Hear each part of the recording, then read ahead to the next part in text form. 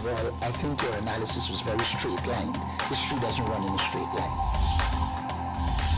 Kid, you cannot tell your neighbor he is stealing ducks when you are stealing fowls.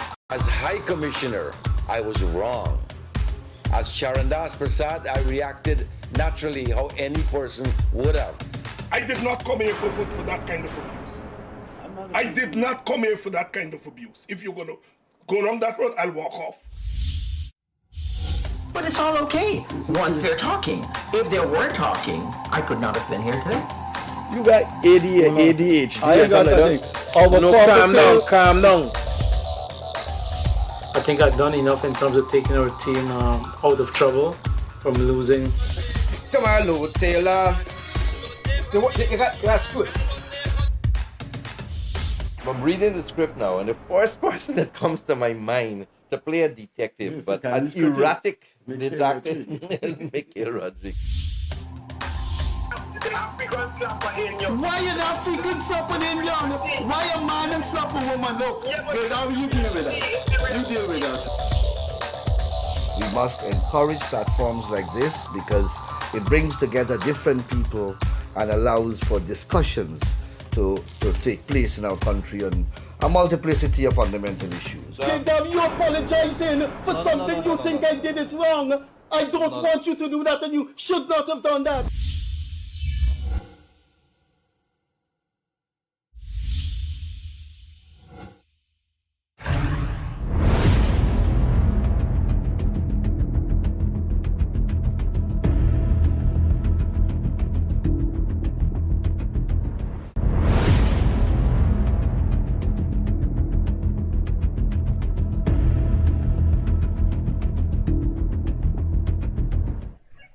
Hello there, wherever you are.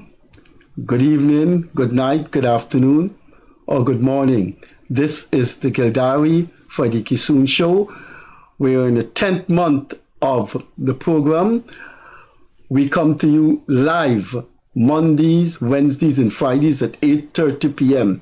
If you have your smartphone or your smart TV, please go to the Facebook page of Guyanese Critic or type in TBN, Daybreak News Guyana, and we're also on YouTube. My co-host Leonard Gildarie is finally recovering from the flu, and he assured us that he will be here on Friday. So, our apologies once more. Before we get into our interesting guest, and I think interesting may be a misnomer, I will do what Gildarie does when it's his time to lead off. He normally talks about something he has seen, some reflections. So I will do a Gildarie for you, and then we'll introduce the man with the license. 15 years ago, I went to the City Mall at Regent and Camp Street to deliver my PAYE income tax completed form. There was no one there, although there was a drop box there with GRA officials. There was no one there when there was a big lineup, and the Guyanese people just stood quietly in the line. I did a column on it. 10 years ago, the same thing happened. The drop box with the GRA officials was announced at Giftland Mall.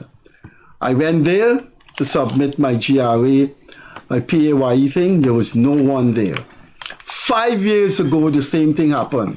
Now, today, it happened again. And before I describe that, let me tell you how I feel about President Ali.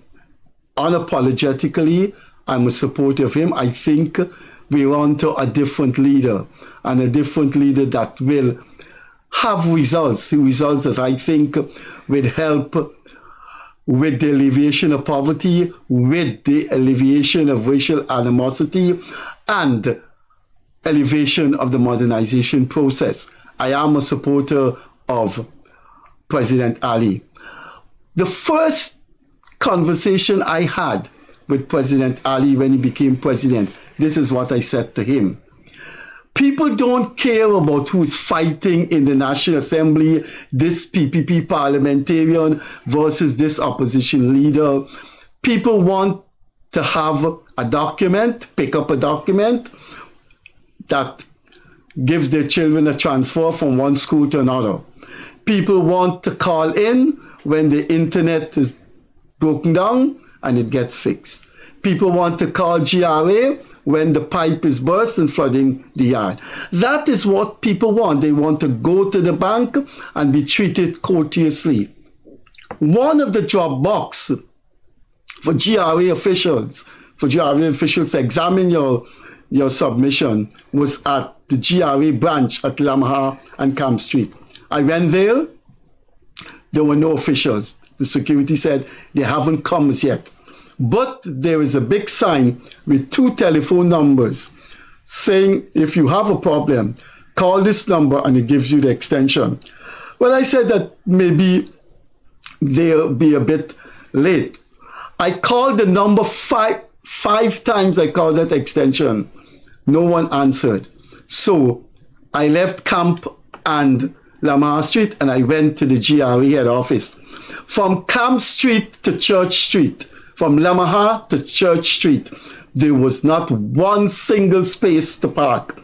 I turned east into Church Street and I parked outside a supermarket, True Value. And I walked from True Value supermarket by Border Market to the GRA to hand in what should have been accepted at one of the 3 locations that the GRA announced. But that was not all. My wife is a Muslim, and so it's Eid. And she made a nice package for the homeless people. I'm on the seawall every day with my dog. Hardly miss that. I go up on the seawall. So we put this thing in the trunk for the homeless people. Because of the confusion, I forgot it was in the trunk. Vermicelli is a milk product. Because of the confusion, I ask you in all sincerity, how could that be acceptable when 15 years was the same encounter? Anyway, if you've missed this part of the show, please tell your relatives and friends about this little complaint I've had. It's important because it's overbearing. Now, for our guest. This program, when it first started, we didn't know what would become of it, if it will be a failure or not. Gildarie and I invented it, and we hope that it would have taken off. And it has taken off because of the open-mindedness and generosity of the guests that came very early. One of that guests that graced our studio is here this evening. The 1965 spy thriller, Thunderball, the review begins like this. Look out, look down, look up, look out. James Bond is back. Now, look at your screen. James, look at that screen. I'm looking. Look at the screen up there and see what you're seeing. To the 21st century, it's good to know there is still one number you can always count on. The world. That's nice, man. That's nice. But why we had that on the screen, the world is not enough. Because the local 007, the local James Bond said, that James Bond movie is his favorite. So I'm going to ask him, there's a Freudian symbolism about choosing the title of that James Bond movie. The legal profession is not enough. The PNC is not enough. The business ventureship is not enough. Is Guyana enough? The world is not enough. I like that, Fred. I like that. And, let me begin by saying I'm happy at the success of the show. Thanks for having me. Yourself and Leonard took this and ran with it. And I'm happy that there are people that could still come back and say thanks. You know, for the small, I didn't play any major part. It was a very, very small part, if any part at all. But the fact that, you guys could come back and say, yo, James, thanks for being here. No, you're being modest. I'm being factual. When you appeared on this program, yes, sir, you had one of the highest viewership. Let's put it this way. You're modest. I would like to think I'm modest too, but you're very controversial like Freddie Kissoon, whether you like it or not. Now, here's the first question. Yes, sir. You came here about 10 months ago and you said you're taking a hiatus, a vacation, a break, an exit, whatever word now we want to use, from politics for 7 years. 1 year is gone. Yes, sir. 6 years remain. Now, the famous 20th century philosopher, French philosopher, one of the best I've read, Jean-Paul Sartre, say, the dialectics make us, but we also make the dialectics. So you made the existential choice of being outside politics for 7 years. But the dialectics are always there. In 6 years to come, so many things could happen that it forces one to examine previous decisions.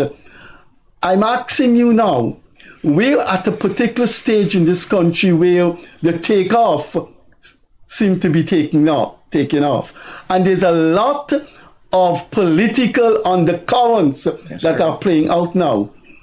I'm asking you if you think the remaining 6 years could be curtailed. And in my next question, I will follow up directly where that could be a possibility, but that depends on how you answer.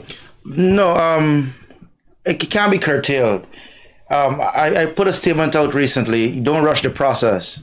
What I envisaged at the beginning of the 7 years was that there had to be a process I had to go through with which not only to mature myself, not only to see the playing field and come up with a strategy. Because you see, a lot of people get into politics for different reasons. I got into politics simply because Winston Murray asked for my help. So now that I have a lot of knowledge, I shouldn't say a lot, but I have knowledge of what politics is like, having contested, having worked in electoral processes, having worked in a major political party, I understand some of the plateaus and the valleys of political life. So I think no, these 7 years I've taken off is basically to plan, to strategize for my re-entry. So I'm not going to rush it. I won't rush the process. I'm even the wise, and I could give some examples. I could give some tremendous examples of not being in the forefront of political life, in the cut and thrust of political life. I've been able to meet with a lot of people on the other side, interact with them, see how their minds work. I've been able to interact and mix with their constituencies as well, see how their minds work. So now I have a balance. I tell people there are few PNC politicians or PNC persons that could actually go into a PVP domain or stronghold. I could do that. I was actually in Freedom House. So I want the few persons, PNC persons that could move easily between X, between Y. And that's what I think when you want to become a national politician. You just can't be seen, I'm just for a particular grouping. I want to be seen at the end of 7 years as a national politician. So I won't curtail it. There is work to be done. This year I'm actually in the other phase. The first year was just to observe, but later in this year I'm going to be on the ground actually doing touching base with some communities, groups, etc. Across Guyana. So we're going into phase 2. There is no prominent official in a political party in recent memory. So we're talking about another last 50 years, 70 years. There's no one I know of that is very prominent politically. And then they say to the nation, I'm taking 7 years off. 7 years is just too long. You are going to enter official politics again in 2028. The vortex of social forces, the dialectics, would not allow that. I hear you, and that's why you see the young man there. That's why I keep up with the name anomaly to describe myself. I'm different, Freddie, and people have to. I realized I was different years ago, and I think people see James Bond as different. You see, when you become aware of who you are, then the rules and the construct that people set for you, they don't apply to you. And I would break those rules. I would show you that in 7 years, I could safely enter the political space and have the same impact, even a greater impact, as a matter of fact, than when I left. Simply planning, preparing, and winning. I don't think people pay enough attention to preparation in politics. And I think once you understand that you have to prepare, you have to prepare a strategy, flesh it out. I've been having calls from XYZ, and I've asked a number of people to mentor me, to speak to me, very senior people. Do you think I would never ask to mentor me? I've asked them to mentor me. So it is not trying to conform to the norm. It's basically like saying, look, we got to be outside the box to change things in Guyana. And like you said, imagine 15 years you went through the same problem because people are not outside of the box. We're locked in. Guyana is locked in. Whether the money we get, $2 billion trillion, we're locked in because of our mindset is in the box. Our mindset politically, our mindset economically, we're still doing trickle-down economics in this day and age. We're still doing trickle-down economics. We're expecting rich people to make poor people rich in this day and age. So when you understand that the rules, the box that you're placed in, is basically to limit you as a country, as an individual, then I found a way that I have to be outside of that box. I can't operate within that set space. Now, let's talk about the dialectics. I am not intellectually comfortable with someone saying I'm definitely out of politics for 7 years, especially in one of the most interesting and curious polities in the world. Now, I still maintain that there are countries, not many, whose politics is as interesting as Guyana. Guyana's politics is never boring. Correct. You live in Barbados, Jamaica, even in India, man. India is a very placid democratic country. Now, I still would not accept a politician taking a 7-year hiatus because I think they're going to be intervening factors. So now I am asking you, I am saying to you, could there be phenomenal, volcanic, tsunamic occurrences in Guyana, in sociology, in societal shapes that could catapult you back into politics, in which you say, no, I have to make a contribution here. No, man, no, I never anticipated this. I never thought about this. This was beyond imagination. No, I have to get back into this. When you finish answering that, I will advance a scenario where your re-entry may be likely. Yeah, well, as I said, when I said out of politics, I don't mean like I'm having nothing to do with politics. I just told you, year 1 was the observance. The year 1 was observatory. Year 2 now is where I'm going to be on the ground. Year 2 is in a couple of months. I'm going to be on the ground, going across the length and breadth of this country. That's the plan. I'm going from regions 1 to region 10 to touch base with the Guyanese people. I don't care if it's a PPP stronghold, a PNC stronghold, an Amerindian community, an Afro-Guyanese community. They'll see James Bond. And I'll be talking to them. So that is year 2. So it's going to be step by step by step. But I don't think at no time I'll be like saying, oh, I'm going to run for chairman of the PNC or leader for the PNC or I'm going to become a minister. No, I'm not going to do that. I'm not going to rush the process. And the simple reason is I've been studying individualism versus collectivism. That's what I've been studying like for the past 1 year or 2. I've just been looking at the various concepts. And I realized the individual must reach his apogee to have an effective contribution to the collective.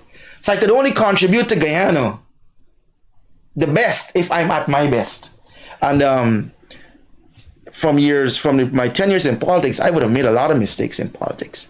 A lot.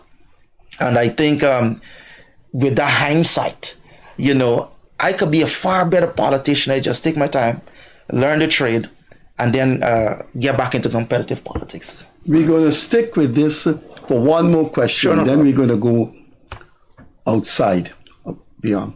So are you telling me there are not circumstances in which something could be thrusted on you? Yeah. And you say, okay. Yeah, I can never disagree with that. So it could happen. It could happen because, you know what I'm saying, there's a plan. But you could never say that there's not a circumstance, existential circumstance, that could actually say, well, James, you have to do this, or it is important you do this. I'm not ruling that out. I mean, I've considered it, you know, but what I could tell you, you're not ruling out. I'm not ruling out anything. But my plan is to basically take the 7 years out to learn my trade. And no plan, no emotion, no dream is wrapped in concrete.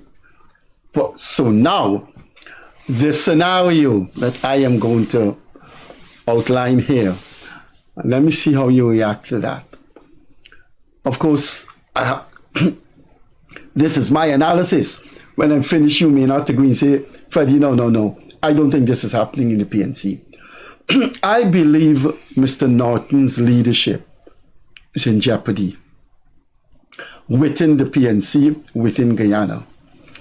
I think Mr. Norton is the least successful leader of the PNC.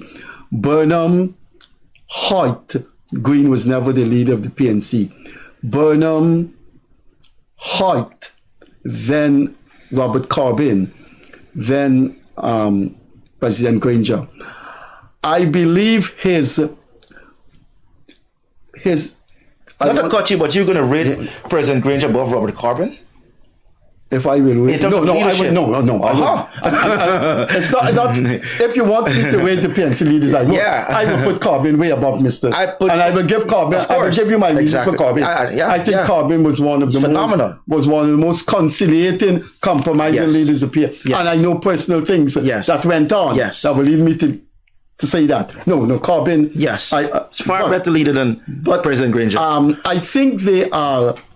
I think. And I know that there are currents, tides going on in the PNC that do not make Mr. Norton comfortable. And I believe if Norton loses the Georgetown municipality, he may only have weeks. If he's the presidential candidate and he loses the 2025 elections, it may be only a matter of weeks. But there are some who told me that he may be out long before 2025. Let's say the confusion continues. Now, that is my analysis, that the confusion is there. Let's say the confusion continues. I know you're very popular among the youths. One of the things that led a man named George Chambers to be the Prime Minister of Trinidad is because when Eric Williams died, the top players were fighting among themselves. And so Chambers was a compromise candidate. We have a situation here where some very, very top names were not seeing eye to eye in the replacement of Dr. Jagan, and now that is history. So are you telling me if there is a cat and mouse game, or if there's a Machiavellian game in which the major players decimate each other and you arrive as the compromise candidate, you wouldn't take the leadership of the PNC? Of course, because that is I'm going to say this very clearly. No person gets into politics without a particular end result. And I'm one person who wouldn't shy away from saying what would be the end result. But as I said, that is a possibility, but I would not take that leadership role now. If there is, as you said, there's confusion, if there's a power struggle in the PNC right now, and they say, James Bond, we're ready for you to be leader of the PNC, I would decline. I will decline I will decline leadership for PNC. I'll decline ministerial role in the PPP. I would decline it. You know, I was off. People came to me and said, James, you know, there's a ministerial role. You could serve in the PPP. You offer me. I says, why would you can't offer me ministerial work? You know, I think I don't want to say I'm above that, but my level of thinking is. You can't toss things at me. I'm that kind of person. You can't say, well, oh, this is a carrot, you know, take a bite. I'm not that kind of person. So if you offer me the PNC leadership, now I refuse bluntly. If you offer me to be a minister, prime minister, now I refuse it. Even if you offer me to be president right now, I refuse it. Because I don't think I'm at that position right now where even though people may see me as a leader, I don't think I have the characteristics right at this moment to lead the great party called the PNC or to lead this great country of Guyana. You know, I don't think I'm ready for that, and I have to prepare. Or, you know, if you don't prepare, you self-destruct. You know, and I don't want to self-destruct. I don't want to self-destruct. I want to put you on the spot. To me, that's my role. My role is not to baby anybody here. No. Of course, my role is not also. My role is to be courteous and sensitive, but I still have to put you on the spot. If there was to be a leadership contest, I will call some names. Yeah. If you're unhappy, we move on. We will move on. Roysdale Ford, Ganesh Mahipal,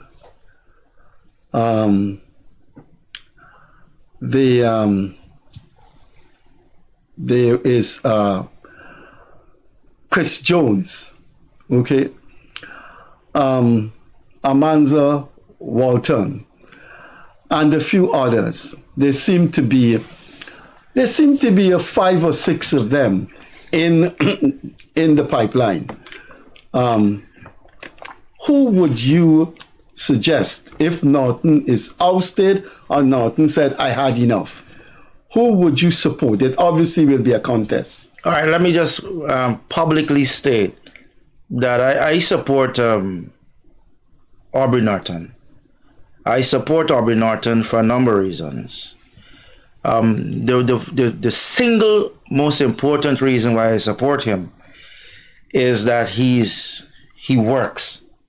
And I'm a person that is impressed by work, you know, in a politician. Aubrey Norton works. The thing that I stuck a notice about another workman in politics is Barra Jack Dio. Barra Jack Dio works. You know, so because Aubrey Norton I know is working, I would not want to suggest any name or to give credence to any person that will seek to, you know, replace him at this time. I'm not saying no one could replace him at this time, but for me, I would not publicly say, oh, if he goes, then this person.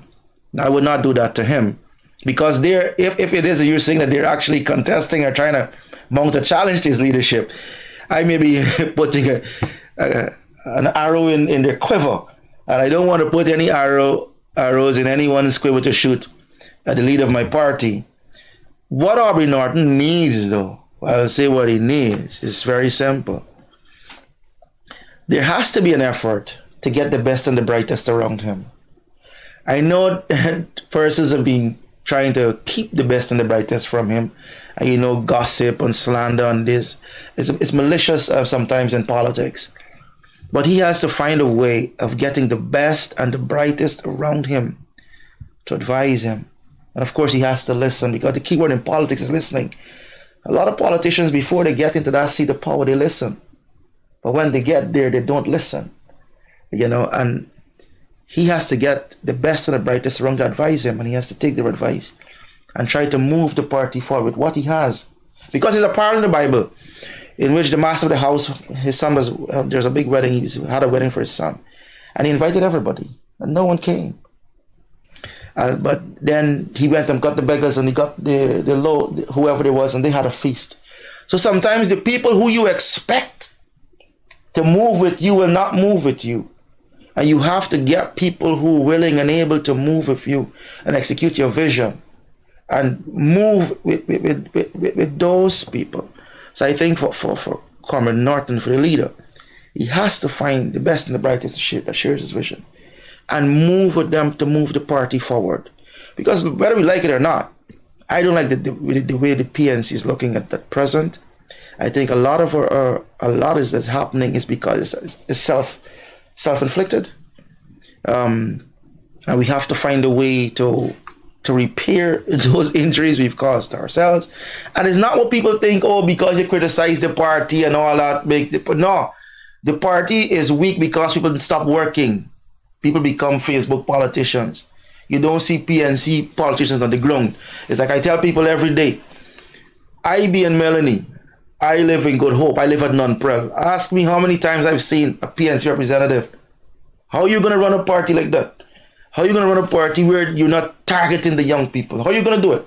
So RB alone can't do it. He works.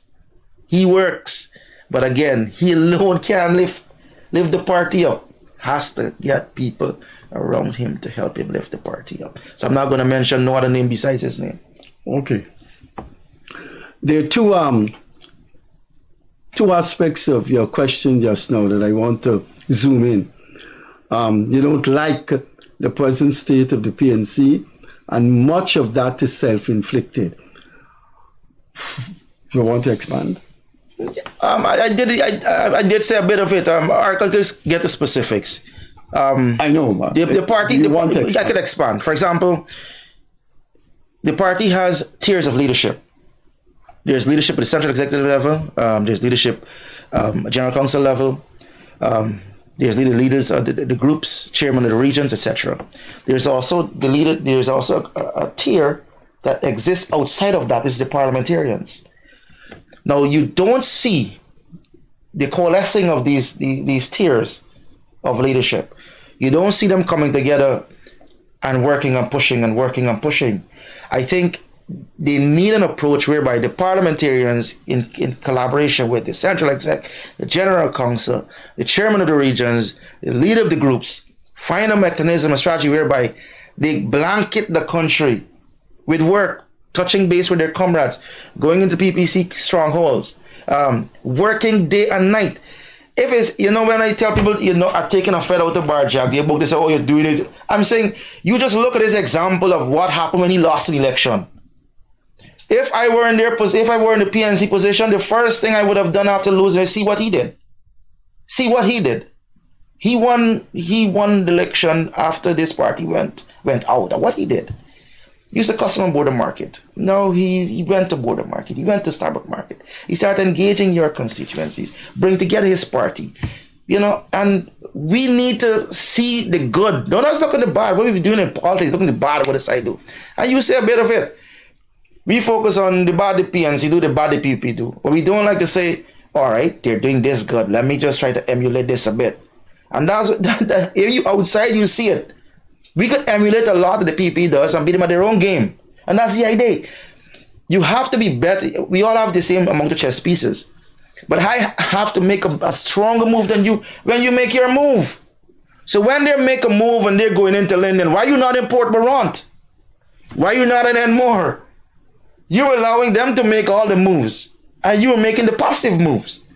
You're not making the moves to put them on the back foot. So it's a strategy, I think, if the parliamentarians work, the CEC works, the General Council works, the Biennial Congress works. These leaders are the top tier.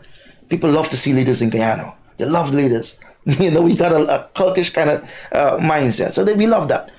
And you go from regions 1 to 10, and you touch base with every single guy. They're gonna abuse you at first because you're PNC.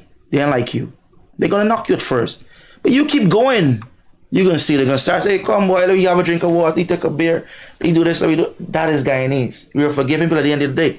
So I think that by not doing that, we're injuring ourselves. The other thing too is, I want to publicly say, because I want it to stop.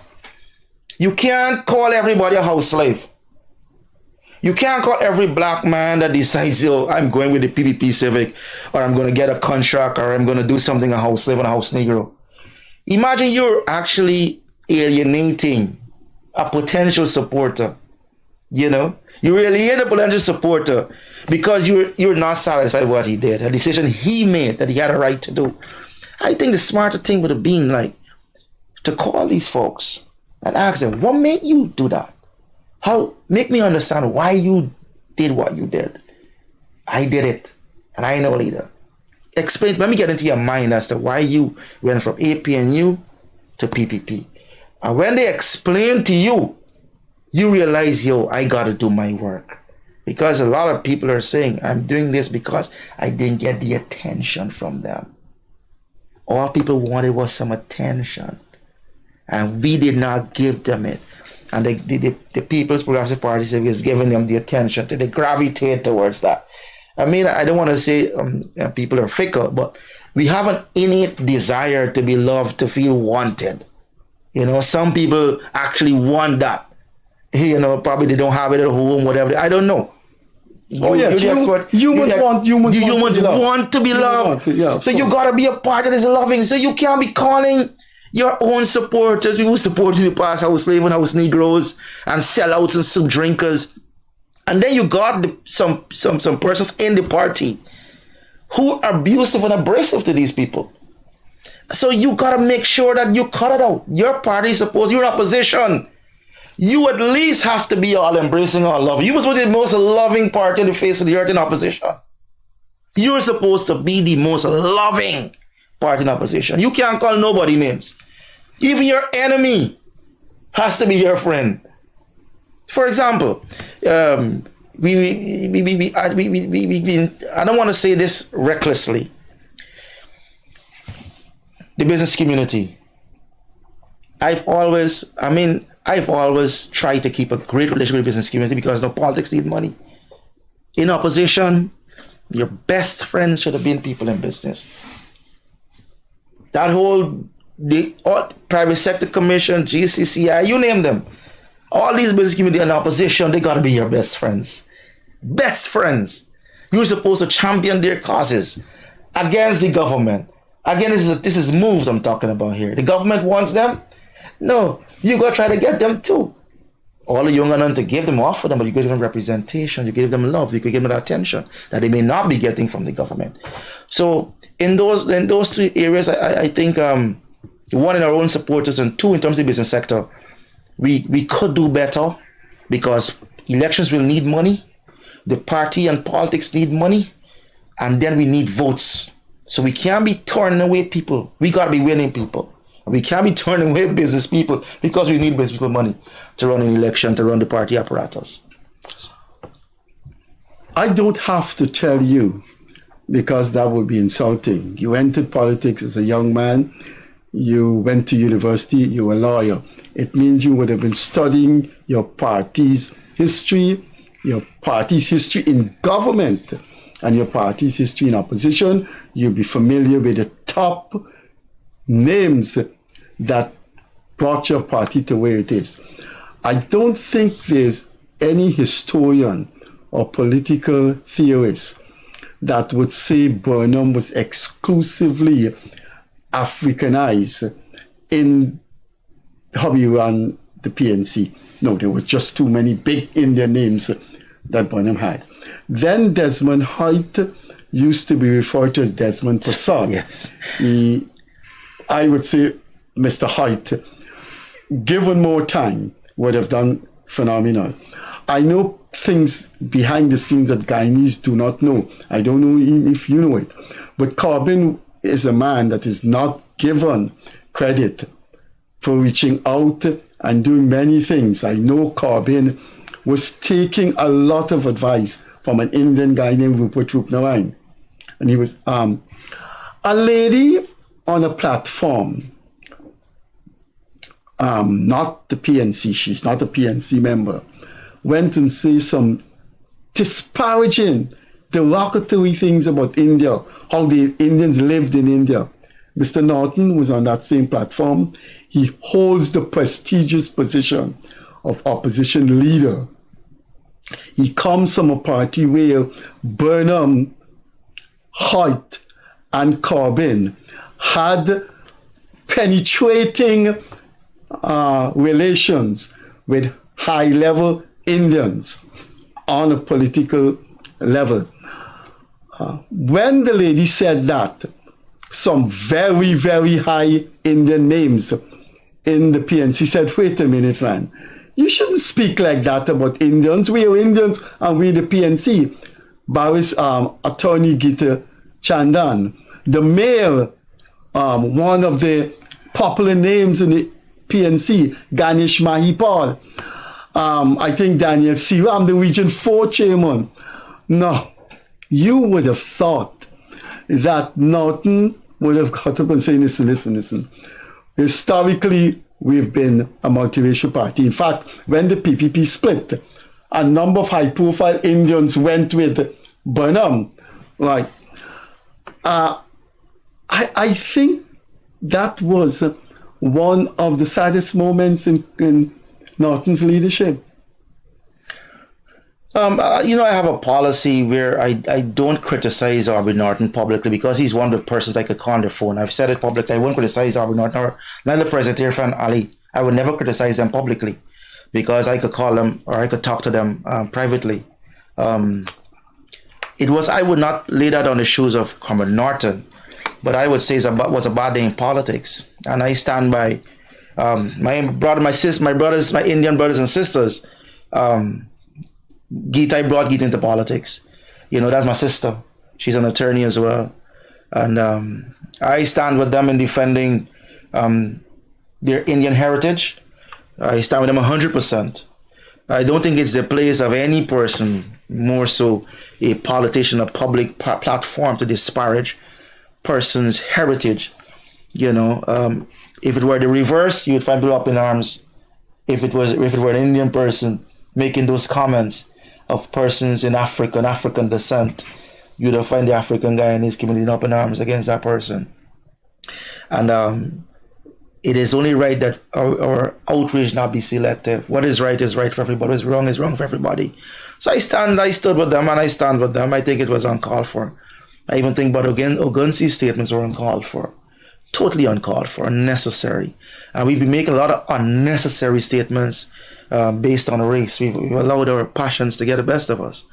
I think the message to our Afro-Guyanese sisters and brothers should be one of economic empowerment. No one is going to hand it to you. And I've been saying this all along. No one is going to hand anything to you. You have to position yourself. And I think that is the message we should have been taking to our African brothers and sisters. Look, yeah, you have the government in power, but you've got to tap into the resources of the state because they're not the resources of the PPP. They're your resources. They're resources of the state by virtue of you being Guyanese. You have a right to become a contractor. You have a right to have some company getting some of that or reserve some through the local content secretariat. It doesn't disqualify you because you support the PNC. I said very clear, I'm a PNC man and I will get what I have to get from the state because it's not the PPP's own. The patrimony belongs to every single Guyanese irrespective of race. So the message from the leaders of my party should be, look, the PPP is in government, yes, but we don't have to wait until we get into government to get the benefits of the state. We don't have to wait. Why should we wait until a PNC government gets in there for more Afro-Guyanese to start getting contracts and more Afro-Guyanese to start becoming businessmen and businesswomen and becoming self-employed entrepreneurs? Why should we wait for that day? So our message to our sisters and brothers should be one of economic empowerment, and independence. I said it again. The government will not pay public servants a livable wage. Let me be blunt about this. Governments don't care about poor people. They don't care about poor people. If they did, then they will do things to alleviate the poor. You have to go. No, man, Ali seems to be going in that direction. I must say this. Ali seems to be going in that direction. I must say, sir. Give him credit. I must say, I've always, and that is one thing, he knows it and I know it. If he does a good job, I say he's doing a good job. I have no qualms in saying President Ali is doing a good job. I've said it publicly, I've said it again. But I'm saying Governments do not care about poor people. If you examine the Dubai experience, if you examine countries, Scandinavian countries, and see how they treat their poor, they take care of their housing, they take care of their education, they take care of everything. You tell me which country that cares about poor people is not giving them free housing, is not giving them free education. Like poor people, they have to wait. Are we going to get this soon with all money? No, sir. No, sir. Why do poor people have to wait? The rich isn't waiting, and I'm not saying don't give the rich everything what they want. You're giving them duty-free concessions. You're giving them land. You're giving them everything they need to get. But the poor has to wait. Governments do not care about poor people. And we could deny it as much as we want. We could deny it as much as we want. But if you love the poor, what you give them free housing, and not in those little compy foolishness, and then having them pay these high interest rates. No, if you care about people, you give them grants, interest-free loans. You give them a livable lot to live in, something proper. If you care about poor people. But governments do not care. I don't care which government is in place. They do not care about poor people. If they did, they would do more, and they're not doing more. Public servants are still being paid $100,000, $80,000, $60,000. Public servants. They got to take care of a wife, children. They got to send them to school, transportation. Guyanese are not living. And so until the government say, well, you know something, I'm going to give the minimum wage in the public service should be $200,000. I've set a scale on my Facebook page since about a year or two ago.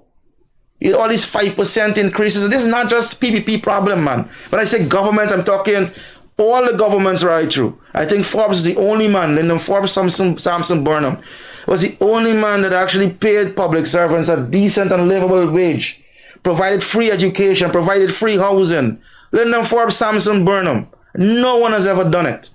And this is not guess, this is facts. Chelly Jardin hasn't done that in the short time he was in. That man raised public servants' pay. He raised UG workers by 50%. Could I say this the housing thing started on the... Could I say this here? And you could, I don't have a problem with you trumping on Chelly Jardin. If he did it, he did it. I don't have a problem if he did it. But I'm saying, to my knowledge, I may correct You're trumping for Burnham? No, I'm not trumping. I'm stating a fact.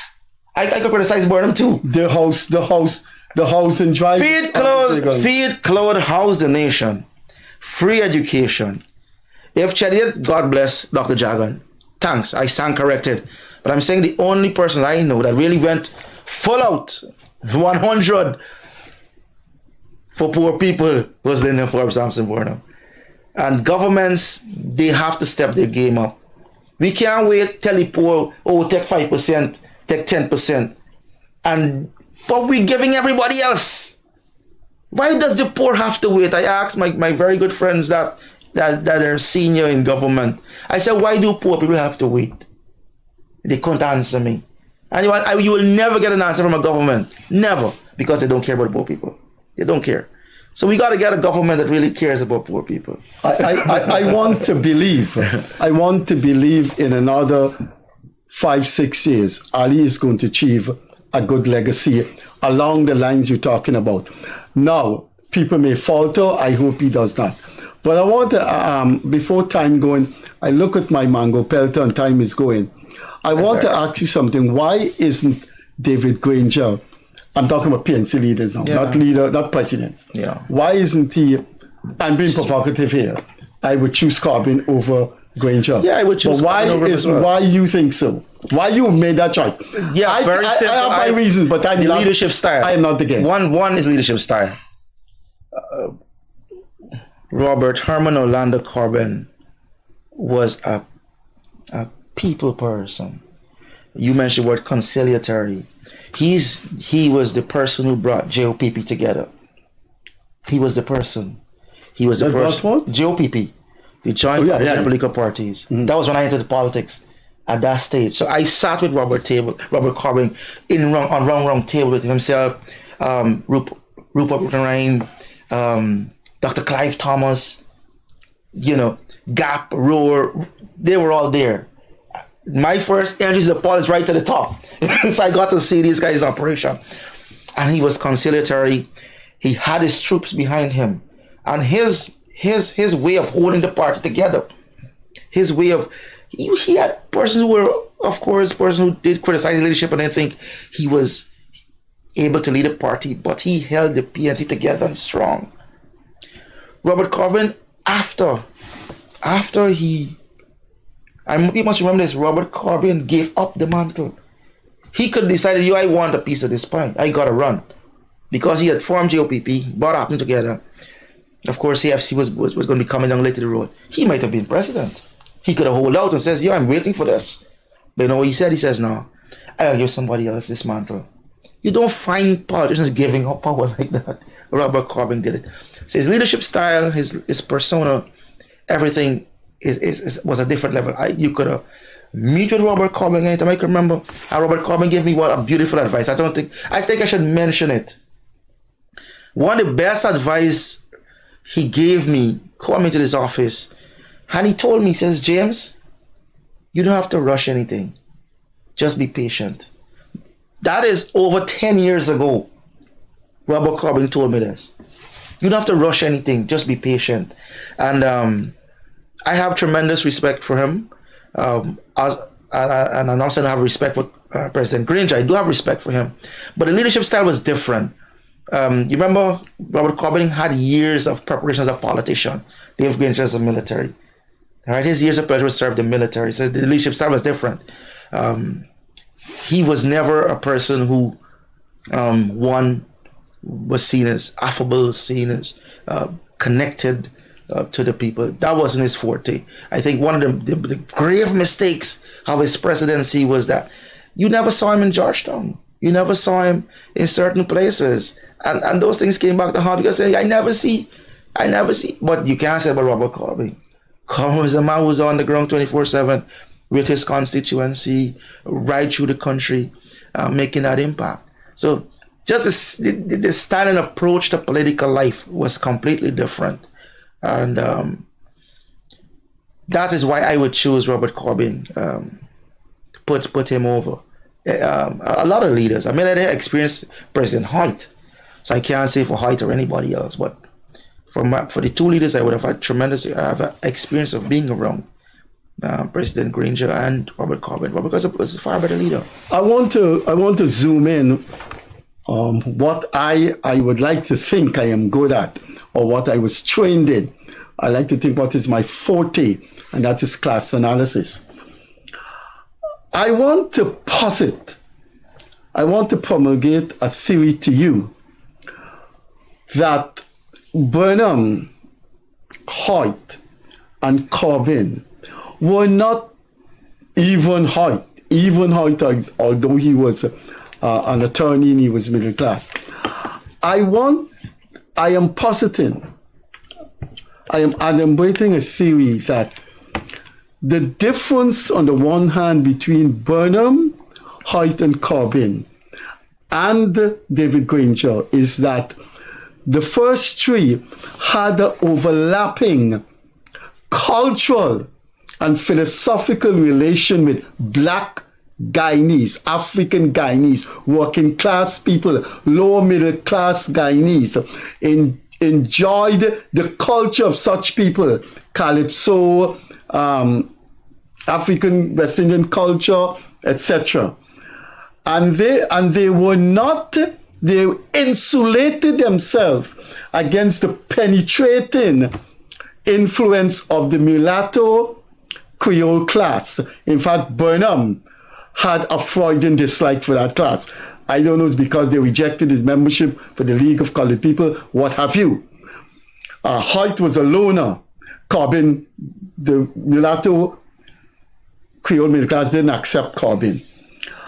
I think the PNC leadership under Granger was a very, very disturbing departure from working class politics of the PNC and the PPP.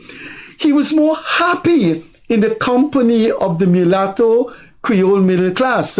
In fact, he was very close to the ownership of the Starbuck News founder, David Akewis.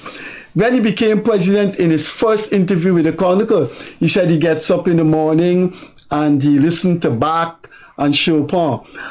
I think it's difficult to find a West Indian leader, even Manning. I think of all the West Indian leaders, I think of an Ali and Siaga modern Burnham and modern Jagon, were quite happy being among the people. I think Manning was the difference of all of them. I should put Gary. I should put Gary in of Grenada with Irfan Ali and Siaga and Burnham and Jagan. They were quite happy to be around working class black people. Isn't that the fault of Granger? And at an early stage, shouldn't the riot act by the PNC leadership should have been read to him? You put it interesting, but I gotta say this here. Let me just before I answer you directly, let me just say this here. President Granger in a one-on-one with, I think, with anybody, could be working class black person, Queen Elizabeth, Ronald Reagan, anybody, is, I think, he's one of the best conversationalists. If you give me an opportunity to sit down and have a 10-hour drive with any individual, I would choose President Granger. He's not divorced from the Afro-Guyanese working class and middle class. I don't think so. He would have interacted with them from his days in the military. The military would attract not only the best and the brightest, it attracted everyone. So he would have had interactions with them. But I think what you're driving at is that the empathy, the rapport with a particular class of people, to see he was uncomfortable. I won't say that much, but what I would say, I think his strategy probably was, look, this is my base. I don't need really to focus on them. That's how it came across to me. That look here, the Amerindians were key. The certain groups were key to winning the next election, to holding on to power, and he focused a lot on those groups. All right, but that's my view of his approach. But I would still say, if you had a conversation with him, it is one of the best conversations you could have. And I don't think classism comes across that. I was told in conversations you appear as a very stiff man. No. The wit, he is, I'm going to say this here. I criticize, that's the person I am. I could criticize, but I could still give you strong points. Put me on a plane with anybody, I'll choose David Granger any day. For a 10-hour flight, I'll choose him because he's extremely intelligent. He's extremely learned. And he's extremely funny. He has a wit, a first-class wit. First-class wit. First-class sense of humor. You can't be serious. I'm extremely serious. The most witty, there's something called repartee. Yeah. In which you reply quickly in a very comical way. Yeah. The most absorbing conversation one can have with a Guyanese leader and interspersed with moments of real hilarity is Forbes Burnham. I've never had a conversation with some of the leaders I've had. From the person I've spoken to, of the leaders I've spoken to, the PNC, PPP, you name them. Put me on a 10, say, James, you're going to South Africa. Well, who you want to go with? I'm picking David Granger. Oh my God, that's your experience. And that's my experience. We see life based on our own experience. But as a leader, he had tremendous shortcomings. People attribute that to his individualism in terms of how he was brought up, his military experience, classism, etc. Okay. And they could be rightly or wrongly. All right. I just think that he was a political neophyte. He was a novice in politics. He never understood what was required of him as the leader of the PNC, one, and then as leader of the Cooperative Republic of Guyana, and then maintaining that impactful leadership, PNC president. I don't think he straddled that well. I don't think he straddled that well. Our operators have signaled to me that our time has come. I wanted to ask you how the business is doing in Melanie. You have a promulgation which is uncompromising. African Guyanese must get into business. But since our time is going, I want to ask you, what goes through your mind? What will become of your imagination if the PNC loses a constituency that they controlled before I was born, and I'm an old man going on in old age. If they lose in June, the Georgetown municipality, if they do that, Uppy Norton is finished. The knives will be, the young Turks. The knives gonna come out. Yes. That's not gonna happen. I mean, politics anything gonna happen, but I don't think they'll lose Georgetown. They have a lot of work to do. Like I said, they have a lot of work to do. A lot of work to do. And is if they're prepared to work. You could lose Georgetown if you don't work. You could lose any constituency if you don't work. The PPP survey could lose government if they don't work. So again, it comes down to how much work you put in on it. I think the PNC needs to work. The APNU needs to work.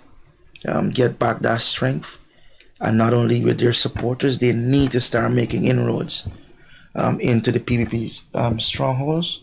They need to start pulling some supporters from the PPP as well. Because you look at it, we're now being seen the crossover that way. We're seeing a lot of crossing that way. You're supposed to always, in politics, you're supposed to always have a trump, And you pulling from me, I could pull from you too. Make the politics a bit more competitive. That's all I want to see. That's all I'm asking for. I mean, I can't jump in now. Or I could just watch. But I could watch and say, look, we need to get our act together. I don't think we lose Georgetown. The PPP Civic has been, in terms of local government, they've been performing well. What was tremendously upsetting to me was Latem, is that the towns that we created, AP and EFC created under the David Grayson administration, that we may lose a lot of those towns. We're not even giving full strength to some of those towns. You realize what you're saying, and Uppy Norton is listening to you. No, what I say, it's not an indictment on Uppy Norton. I think people the leadership has to take moral responsibility. And I say this, I'm looking differently. I'm saying as a collective, as the party, yes, we could single out a particular individual.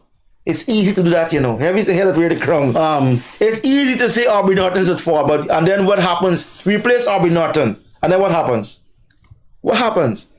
The party has to find its way. As a collective, we have to find our way. We have to find our way.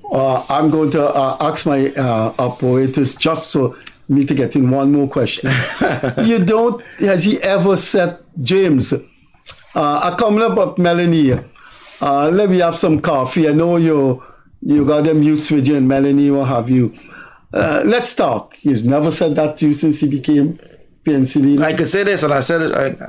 I actually visited him at his office. When I said this is someone I could call, and he answers his phone. This is Uppy Norton. I called him. I said, I want to see you, Chief. He says, sure, come X, Y, Z. I went to see him. He was up at my bar. One thing, he's doing a walkabout.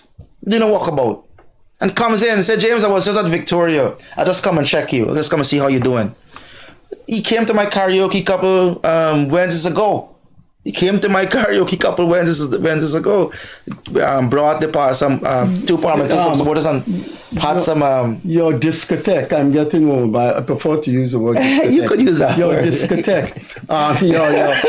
Your place in Melanie, named James Bond. No, it's called Cigars and Cognac, but that name. Named Cigars. Yeah, but people said James Bond Bar, but he switched out and you saw saying James Bond Bar. And your personality is larger than life. Your personality sometimes takes over a lot. And my personality took over Cigars. Well, we gotta go. I hope I'm too old to be flirting